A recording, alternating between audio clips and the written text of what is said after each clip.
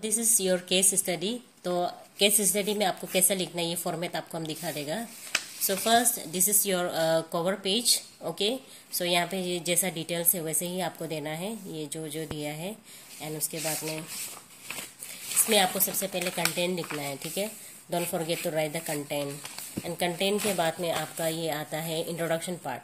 Case study में introduction part आपका ये आ जाएगा कि केस स्टडी का क्या क्या इन्वॉल्वमेंट है, क्या क्या एनालिसिस है, वो आप देखना है। एंड आप जो कौन सा सोर्सेस ले रहा है, कैसे ले रहा है, वो इंट्रोडक्शन आपका हिसाब से होगा, आप जो टॉपिक ले रहा है उसका हिसाब से।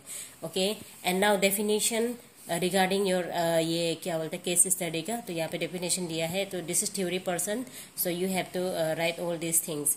And now main is the sources of the case study of the data. Main sources कहाँ से होगा, ये सोर्सेज डाटा कहाँ से आप कलेक्शन करेगा। ये डायरेक्ट ऑब्जर्वेशन भी हो सकता है, इंटरव्यू का थ्रू से भी हो सकता है, या आप स्टूडेंट रिकॉर्ड का थ्रू से भी आप देख सकता है। एंड डॉक्यूमेंटल न्यूज़पेपर आर्टिकल्स ये से भी देख सकता है। ये एक रेफरेंस के लिए सिर्फ है, ठीक है, ये रेफरेंस के लिए। लेकिन मेन जो आपका ये जो सोर्सेस है, एरिया है, कहाँ कहाँ से लेगा, फिजिकल आर्टिफिकेशन या कुछ भी हो। एंड उसके बाद में आपका थर्ड में आता है, थर्ड पोर्शन में ये है आपका the process of case study. कैसा प्रोसेस होगा ये सब आपको दिया है, 1 2 3 4 5 6। इसको आप अच्छे से वीडियो को पॉज करके पढ़ लो कि क्या है क्या नहीं है। Now objective, this is your very important regarding your case study. ये आप इंडिविजुअल का कर रहे हैं, ये ग्रुप का नहीं कर रहा है। सो जब हम इंडिविजुअल बात करता है एक पर्सन का, उसका अंदर में क्या चल रहा है, तो उसमें क्या फाइंड आउट कर रहा है, problems regarding the academically problem है, या सोशल रिलेशनशिप विद अदर्स, या क्या चीज है, या डिसेबिलिटी है, या सुनने में कम है या ज्यादा है, तो ये सब इसका अंदर में आ जाएगा। So you frame the objectives regarding your individual particular pupil, ठीक है। ये आपका एक स्टूडेंट्स का क्या प्रॉब्लम है। नाउ मेथोडोलॉजी, मेथोडोलॉजी में क्या होगा, आप ये एक रिसर्च है, इसमें आप देखना पड़ेगा कि कैसा होगा कैसे नहीं होगा, तो ये आप चेक कर लीजिएगा बाद में। एंड उसके बाद में आपका नेक्स्ट आ जाता है, so this is your direct observation, ठीक है। इसका डेफिनेशन नहीं चाहिए, इसलिए मैंने काट दिया है, this is not necessary. So direct observation क्या है, तो ये आप देख लीजिए। इंटरव्यू किस तरह से होगा ये भी आप देख लीजिए, इसका थ्रो से भी कर सकता है।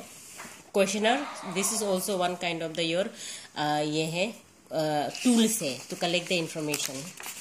नाउ ये पॉपुलेशन क्या किया था, ये पहले किया था, इसका ग्रुप था 15, but we have taken 1 person, right. एक आदमी का ले रहा है, सेलेक्टेड पॉपुलेशन है, जिसमें ये स्कूल का है, जिसमें क्लास 7 का स्टूडेंट है जो गवर्नमेंट मिडिल स्कूल बीरपुर में पढ़ रहा है, तो उसका हिसाब से वो अपना स्टूडेंट को कर रहा है। आप जो स्कूल में कर रहे हैं उसी का हिसाब से आपको अपना स्टूडेंट को सेलेक्ट करना है, उसका एज, जेंडर ये बताना है, ठीक है। ये तो पहले का वाला है, तो ये आप इसमें से एक को चूज करना है। Now sampling of the procedure, sampling of the procedure में क्या है, यहाँ पे आप स्टूडेंट का लेना है कलेक्शन ऑफ द क्या है, डाटा। डाटा कलेक्शन कैसे करेगा, आपको यहाँ पे एक फोटो क्लिक करना है स्टूडेंट का साथ में। ये तो सिंगल डाला है, लेकिन आपको अपना साथ में खींच के डालना है थ्रू द, आप किस तरह से इंटरव्यू ले रहा है, कैसे ले रहा है, कैसे नहीं ले रहा है, वो सबको दिखाना है। Now this is elementary data collection, जैसे स्टूडेंट का नाम क्या है, डेट ऑफ बर्थ क्या है, फीमेल के, इसमें आप जितना भी इंफॉर्मेशन डाल सकते हैं डालना है, ठीक है। एंड उसके बाद now nature of the problems क्या है, नेचर कलेक्शन करना है।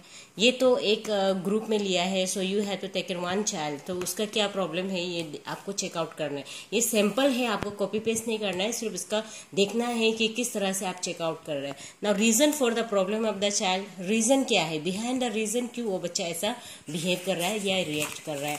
Now this is your portion की फाइंडिंग क्या है, फाइंडिंग कैसा निकला है, उसका डिस्कशन करके निकला है, कैसे करके निकला, मतलब क्या आउटकम हुआ है जब आप ये एक्सपेरिमेंट कर रहा था, या जब आप ये केस स्टडी कर रहा था एक पर्टिकुलर स्टूडेंट को, उसका वीक क्या चीज में है, स्ट्रेंथ क्या है, फैमिली बैकग्राउंड क्या है, वो सब आप देख सकते हैं, ठीक है। So this is some time है जिसको क्या कर सकते हैं, intervention carried out with the child, क्या क्या हुआ था।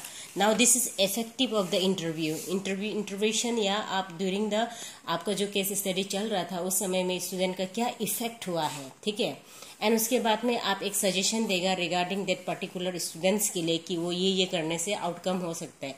And last is your conclusion, ठीक है। कंक्लूजन दिया है, आप यहाँ में लास्ट में बैक साइड में रेफरेंस भी दे सकता है कि उसका रेफरेंस मतलब आप ये कहाँ से कलेक्ट किया है, स्टूडेंट से इंफॉर्मेशन कलेक्ट किया है, या उसका फैमिली से किया है, या आप उसका क्या नाइबरों से किया है, या आप ये सब से मिला के आप वो स्टूडेंट को पर्टिकुलरली इंटरव्यू थ्रू से आप उसका इंफॉर्मेशन दिए। सो this is your all the things, ये आपका फाइनल में आ जाएगा रेफरेंस। ओके, सो कंक्लूजन में आपका पिन पॉइंट को देना है ओवरऑल आपका क्या केस स्टडी में क्या ऑब्जर्वेशन रहा। So this is only sample, you have to study all this things through this. आप एक एग्जाम्पल ले लो कि केस स्टडी कैसा करते हैं। Okay, thank you.